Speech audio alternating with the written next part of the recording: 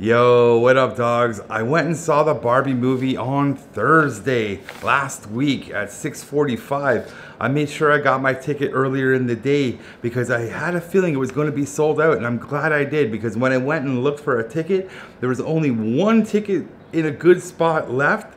The rest were in the neck breaker section, and I'm too old for that. I can't be sitting there for 2.5. Actually, it's a 2-hour movie. My neck don't want that. So I got a good spot right in the middle. I was kind of surprised I got it. And yeah, I went at 6:45 to the big theater across town, and I had a nap. This was a regular screen viewing. I made sure I had a nap because I worked the whole day. I'm like, I gotta go in here fresh. But like when I got to the theater, there was a certain buzz and energy that I haven't felt like this. This is the big theater, so big screens, big seats. Like everyone goes to this one, so it was just a really big energy vibe going into there. And the parking lot was packed. It was just, I haven't felt that in so long. And like, yeah, I went to a sold out Indiana Jones theater, but that's the small theater, small crowds, small party. Like, you know what I'm saying? It's a different vibe. But this one was just electric when I went in there, and people were wearing pink and having a good time. I got to my seat.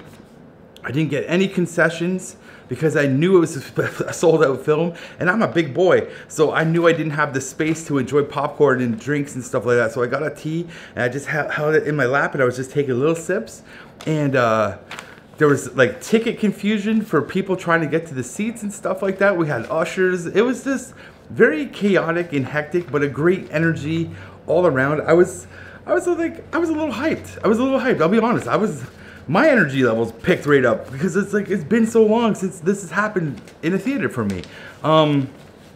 So maybe my review might be a little skewed just because of the energy in the room, you know what I'm saying?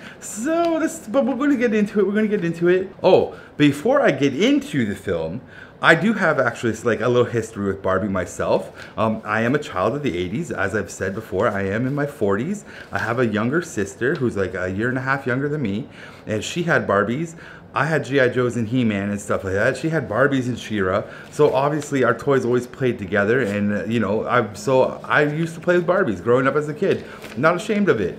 It's how we played. We shared our toys together, you know? And in my dating life, I actually dated a woman who was a big-time Barbie collector. So I know quite a bit about the brand of Barbie because of how she was collecting things. Like rare stuff out of print, discontinued, you name it, she was into it, and that means I was into it. So I learned a lot about the Barbie brand in my lifetime. So going into this movie, I felt like I'm pretty well versed in Barbie. So I had no expectations at all. I just thought we were gonna watch a weird movie about Barbie living in a Barbie world. Thank you, Aqua. And we didn't even get that song, which is a major disappointment, but I understand why Aqua would not ever probably let that song be used because of the lawsuit that Mattel had against that song so many moons ago. You had to be there in the 90s, but that was a big deal. So I could see Barbie and Aqua not coexisting in a modern movie today, which is a shame. I get it, but yeah, why help them when they wouldn't help you back in the day? You know what I'm saying? Anyways, let's break this movie down. I hope this review isn't too long because I got a lot of thoughts in here. I'm just giving you a heads up now. There might be some spoilers. There's going to be some topics in here. I got my notes. Get ready for it. So here we go. Before we even get into the movie, I have to just say that this movie actually has a lot of feminist, I'm not going to say propaganda, but feminist and feminism messaging is very, very heavy-handed in this film. Now, I'm an adult, and I could pick and choose what I want to hear. So going through this movie, I was laughing my ass off a lot. Like a lot. There's so many jokes in this film that I just found funny, and other people might not have found funny. And also some of it comes with the brand, you know, like knowing the brand and seeing what's going on. There's sight gags in here. There's physical gags in here. There's actually written dialogue gags that are good. Like, it's a very funny movie. I thought so, at least. And yes, there's definitely some cringe dialogue in this movie. There's some moments where I was just like, oh, really? Why are we saying this? You're killing the flow of the movie. You're killing the fun of the movie. And that's where the like feminism messaging that comes into play that might not be your thing, so you might not want to see this movie. But you know, I'm an adult. I can go, not today feminism. I'm here to enjoy this movie that I paid $20 to watch. I don't need a message right now. I need some laughter in my life, you know. They just told us about aliens. Let me just chill out and enjoy some Barbie, okay? And if you go in there with that mindset, you might walk out of this movie enjoying it like I did. So let's get into the film really quick. Maybe some spoilers, like I said. Anyways, this movie is directed by Greta Gerwig, and I thought she did a pretty good job in this movie. I really like the visuals of Barbie Land.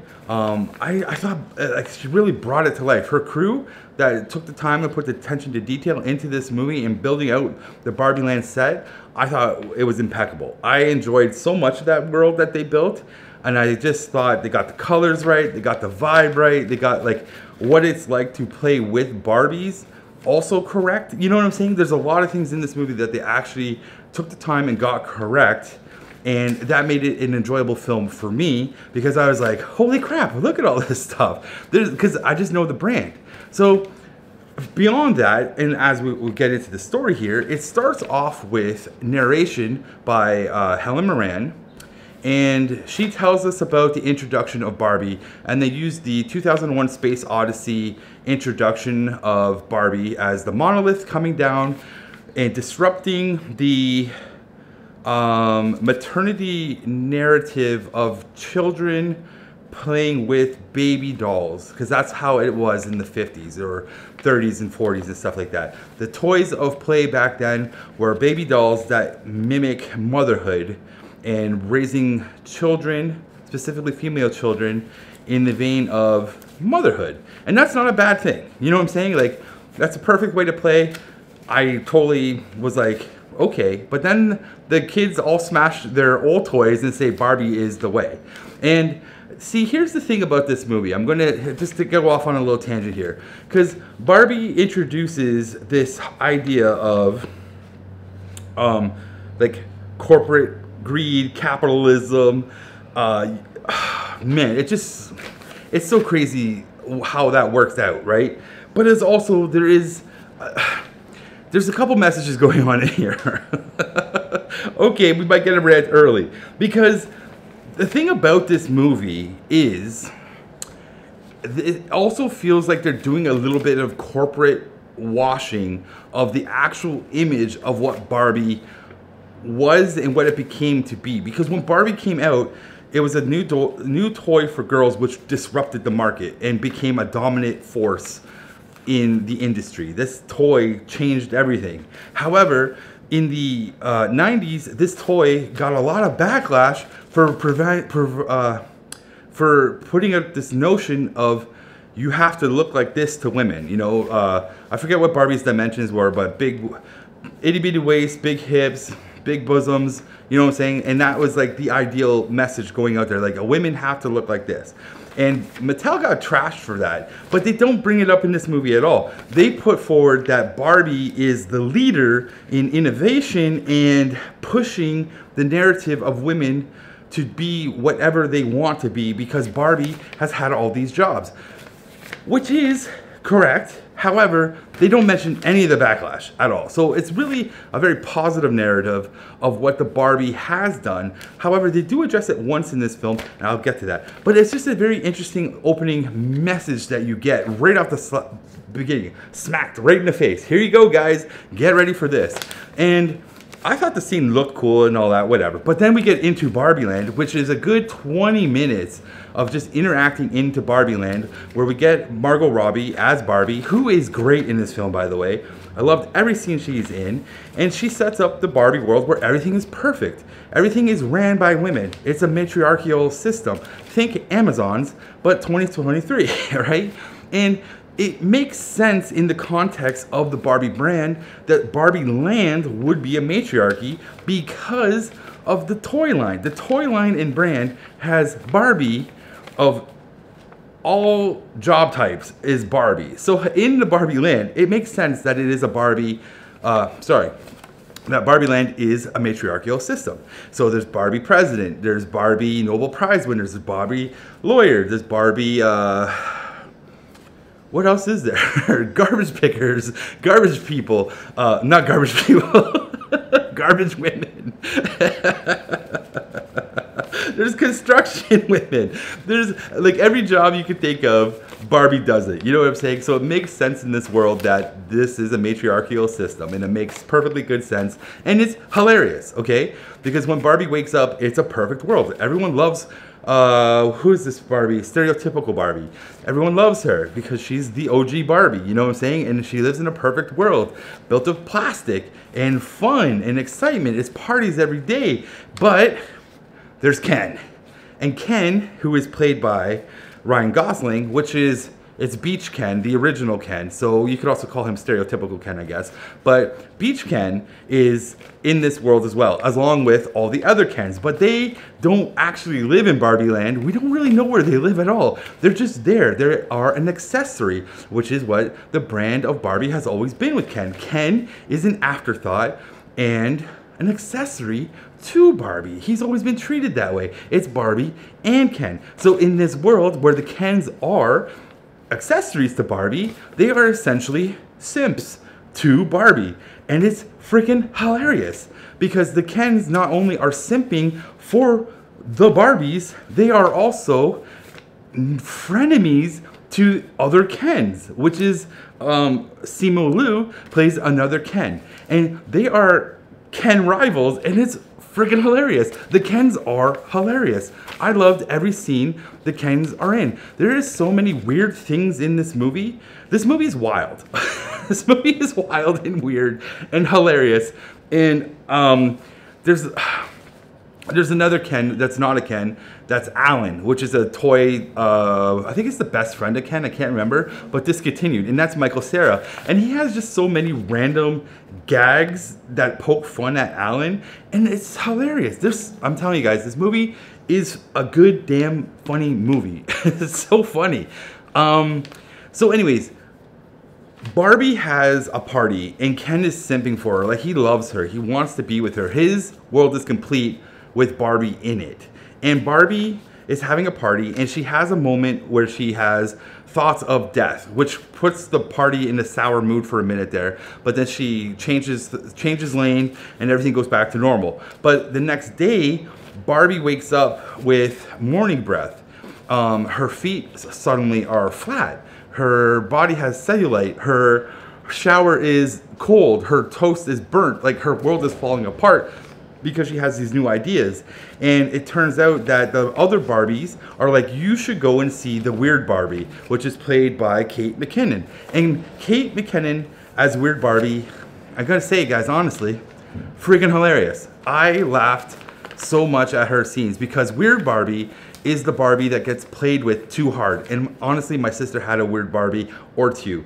And I just loved it. I did. I'm a sucker for the Weird Barbie because she is actually hilarious. But the thing with Weird Barbie is she understands the rules of Barbie Land and the real world. And she tells her that the person that's playing with you in the real world has caused a rift between the worlds where her thoughts and ideas are penetrating Barbie's thoughts. And now she has to go from the real world, Barbie Land, to the real world and help the human that is playing with her in order to fix Barbie and potentially Barbie Land. So the mission is go to the real world, and Barbie goes on an adventure to the real world where Ken hijacks, well, he sneaks in and goes with her to the real world. Now, when they are in the real world, more hilarity ensues, but this is where we kind of get a little bit more slap of the patriarchy now. Now we're getting that one, and it starts off fun-ish. But like, it's like Barbie's starting to realize the world around her is patriarchy driven, and she feels weird about it because she's used to being in the matriarchal world. So she's starting to feel this certain ick about it, and Ken is starting to feel this certain positive vibe and energy because people are starting to respect him and acknowledge him and just in general treat him with good intentions and respect is something that he's not used to, because in Barbie Land, he's an accessory. He is an afterthought and not thought of as anything more than an afterthought. Like he is not thought of. Barbie doesn't think of Ken. Ken thinks of Barbie. You know what I'm saying? So now he's in this real world where he's learning about patriarchy, which is very comical and very satirical to a certain degree about how he goes and learns about it and what Ken interprets from it. You know what I'm saying? Like he gets really inundated by like a lot of 80s culture, and he likes horses, he likes trucks, he likes Rocky movies, and it's very like superficial when it comes to the patriarchy, and he likes people asking him questions and asking him about the time, which is a hilarious joke later, but he doesn't really understand it all, but he likes it. And while he's on that little side mission, which is hilarious, Barbie is on her mission to find the person that plays with her. And what she does is kind of meditates and figures out that the girl that plays with her is at a school, so she goes there. And she goes and gets introduced to Sasha, who's played by Ariana Greenblatt. And Sasha's at the school table cafeteria with 3 other girls when Barbie approaches her. And I think these 3 other girls, the 4 in total, represent the Bratz. And you need to know about the Bratz, because the Bratz came out in I think the 2000s or late 90s, where when they came out, they like decimated the Mattel Barbie stock in a sense, because these toys were so damn popular. Mattel didn't know what to do to counter the culture of the Bratz movement. And these girls, I feel like, represented that, because they're just like, screw you, Barbie, you are the worst thing to happen to women. And Barbie always thought she was the best thing that happens to women, right? So she has a meltdown and she doesn't understand why the world hates her. But while that's going on, there's a sub-story which could technically not exist. It doesn't need to be in this movie. I don't think it gives or takes anything away from it. But there is the Mattel CEO, which is played by Will Ferrell, and he finds out that a Barbie has breached worlds and is in the human world, and he's afraid that she could cause irreversible damage, much like an incident back in the day when Skipper came over, and that was a whole joke. Like, Will Ferrell's character in this movie is hilarious, and the CEO henchmen that are with him are also hilarious, but it changes the mood of the real world to a much more comical real world, instead of how it is presented to us at the very beginning when Barbie shows up as, this is Earth 2023, and here's a lot of the issues that the patriarchy is bringing to the matriarchy, and it's very toxic. But however, when this is introduced, it becomes a much more comical version of patriarchy,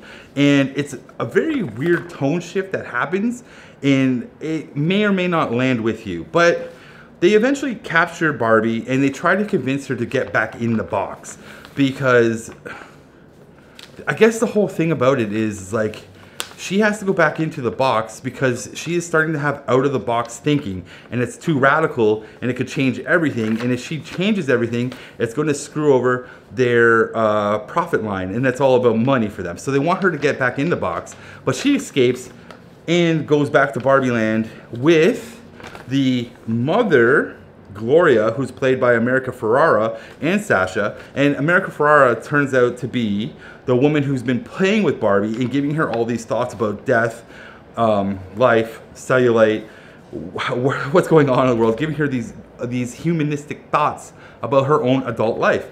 And so they go together back to Barbie Land, but when they get back to Barbie Land, it turns out Ken was already there, and Ken has made it into Kendom, and it's now a patriarchal system where all the Barbies are now subservient, like 1930s, 40s, 50s housewives. Like, they flip because of the patriarchy. It's another weird tonal shift, but hilarious because of the Kens. The Kens make it hilarious, and they make the patriarchal system hilarious. And I was laughing way too much. There's a scene, I'm just going to mention it. There's a scene in this movie where Ken is just playing the keyboard, and in the background, sorry, there's a Ken who's just gyrating his hips to the beat just like this, and he's doing it the whole time Ken is talking, and you can see it in the frame. It's like he's gonna be right here, and Ken's doing this thing, blah, blah, blah, blah, blah. And the guy's just gyrating hip to the beat. I was laughing so much that the people around me were not laughing, and I'm like, guys, you're not seeing this joke? That is hilarious. That's a great little sight gag. Anyways, I digress. So Barbie Land has become Ken World, and he's now a villain. He's become the villain, so to speak, because he represents patriarchy, and he's brought this to Barbie Land. And so Barbie has to come up with a plan to reinstate matriarchy, and she does this with Weird Barbie, the discontinued Barbies, and the humans, right? So, but there's a powerful, I guess it's powerful, but America Ferrera has a monologue, a good speech about being a woman in 2023 or a woman today and all the layers and complexities that come with it. And when she dropped that speech, literally the crowd clapped. They like cheered and hollered for it. They were like, they ate it up. So when she gives that speech, it breaks the spell of patriarchy on President Barbie. So what they figure out is they have to go to all the other Barbies, liberate their minds with this speech, so to speak, and they will be able to then use their powers to turn the Kens on each other and then go and vote in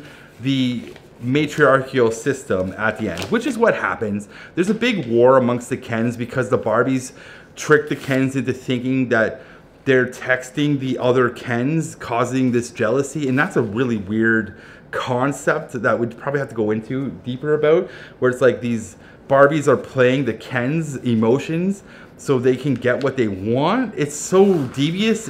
I didn't like that scene, actually. I was like, that's just too mean-spirited for me. Barbie wouldn't, like, that's just too mean-spirited. I don't know, something about it just rubbed me the wrong way. I'm like, that's mean. And so because of that, there's the War of the Kens, which is hilarious. And after the fact, when the war is done, Ken and Barbie have a really good interaction with each other where Barbie explains to Ken that he needs to be more than an accessory. Ken is Ken. And he has this moment of reflection and thought about he could be more than an accessory. And it's a very good point and pivot point for the character of Ken. His character arc in this movie is actually really good, where he starts off as a simp, learns about patriarchy and maybe not necessarily the positive things about being a man, but he does learn things about being a man, whether it be bad or good, brings it back to the Kens, teaches them it, and then learns about being himself and not be a simp anymore, be a man. Like, there's a message in here. It's not fully realized, but there's an idea, there's a nugget in there. And then they vote just to have matriarchy in this movie, in this world. So they bring Barbie Land back to normal, which personally, as a person who wants to see humans work together, we're supposed to work together, man and woman, humans together, no matter what you are, working together for the common goal is the end result that I personally want to see. And I wish Barbie, the movie, said the same thing at the end, where they would vote in maybe a more 60-40, you know what I'm saying? And work towards a 50-50. If you really want, you know, the matriarchy system to be the dominant one in Barbie world, sure. But like they went full on, no, patriarchy sucks, men suck, we just want matriarchy, we just want it back to normal. And that's how it ended. And I was like, why couldn't we just both work together? Like, you gave Ken onancy of himself and he has this whole thing to explore, and it's like, well, why wouldn't the matriarchy system want to help these people? Like, that's part of being a person or a human or even a woman. It's like, let's help. But they don't. So we ended on that. Technically not, actually, because I forgot. Barbie becomes a human. And, oh yeah, she wants to be a human. She doesn't want to stay stereotypical Barbie. I forgot about that. And then she goes and becomes a human and lives in the human world. And in the end of the movie with her going to the gynecologist, the end. I forgot about that. That was the end. I forgot. I totally forgot about that. That's the end. This movie, that's the end of the review, man. This movie is a mixed bag of everything, and I honestly enjoyed the movie. I really did. I thought it was a good movie. I had a fun time with it. I watched and laughed quite a bit, so that makes it good for me. I was entertained when I left. It made me think a lot about just stuff, which is a good thing. Like, it made me think about patriarchy and matriarchy and humans coexisting with each other and how we can get this working, you know, and stop fighting each other. So it made me think things, which is a good thing. That's a good movie should do, make you think and entertain you at the same time. It should do those things, right? It should. But this review is a little too long, and if you watched all of it, I thank you very much. I have one nitpick. One. I gotta hit this one real quick. I got two things before I go. Sorry, it's a 30-minute review. There's a thing in this movie with the narrator that only shows up at the very beginning, and it's nice, and I thought the narrative would have continued throughout the whole movie, but she only shows up one more time with a really good joke, actually. I laughed at it, but the narration, I don't remember it ever coming back or interjecting throughout the movie. So I kind of feel like they just forgot that they had a narrator and they didn't know how to end the movie with a narrator. So yeah, it was weird. That was the only nitpick I had coming to the top of my mind. And would I buy this movie and put it into the collection? Yes, I will, because I want to watch it again to see if it's as funny when I watch it with just myself. Because like a movie like Bridesmaid, which is right there, that is a movie that I can watch multiple times and I still find it hilarious. So I'm kind of hoping to see if that would be the same for Barbie, so I will buy it just for that experiment alone. And yeah, I recommend you go see it. Go see it. Go see it. That's all. I have nothing else to say, man. I'm gonna go. I gotta go back to work. Yeah, it's gonna be one of those. Gotta go back to work. I'm gonna go see Oppenheimer, and then I don't know what movie I'm seeing after Oppenheimer yet. Probably Teenage Mutant Ninja Turtles, because I really like the Ninja Turtles. Anyways, I'm out of here. Whatever movie you guys are watching, I hope you're loving it and digging it. And I gotta go. Peace out, everyone. Bye.